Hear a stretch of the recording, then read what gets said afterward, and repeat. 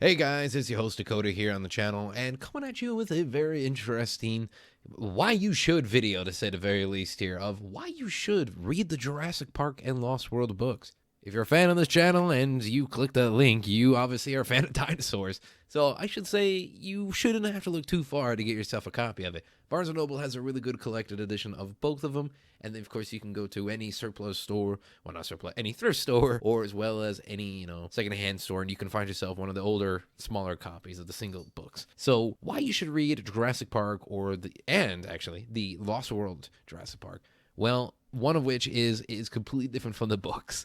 So Hammond is a complete asshole, and as well as characters are in the books that you don't see in the movies, and actually character behaviors are changing, and the looks of the characters are actually changing, different as well.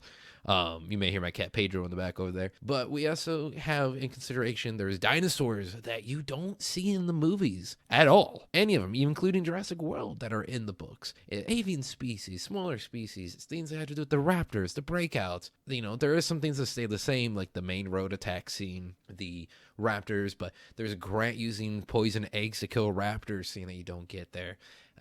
Tim and Lex are different in a lot of ways. There's a river raft scene. The way characters are, and that's just in the first book. In the second book, you have the same thing as well. Dinosaurs that were in the New World movies, but weren't in the Lost World, and the Lost World book is completely different. Eddie Carr is a different character, but there's also other new characters as well that took the place of what he does in the movie. Nick Van Owen's not a thing at all, and Kelly's actually not Ian's daughter. And there's also Arby, another kid as well.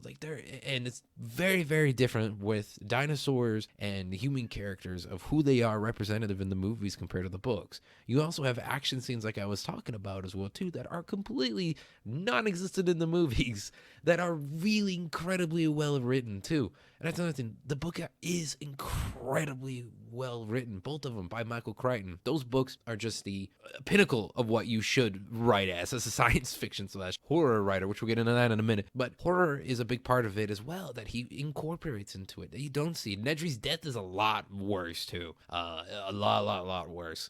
And it's a lot worse. And you see that is a thing. And you see the factor being of just the horror, I should say, is very, very gruesome in it, but it adds to it and it makes it great. And there's comedy, there's darkness into it. There's a lot of storytelling that's just different compared to what's in the movies. And not to say the movies are bad. I love the movies. The movies made who I am today. But the books themselves are so different, but still somewhat similar that you can easily dive in and enjoy them. And like I said, the dinosaur designs are even different as well too. The Dilophosaurus is actually tall, as it should be. That's normal size, and black and yellow. The Velociraptors are orange. And Carnotaurus is camouflaging.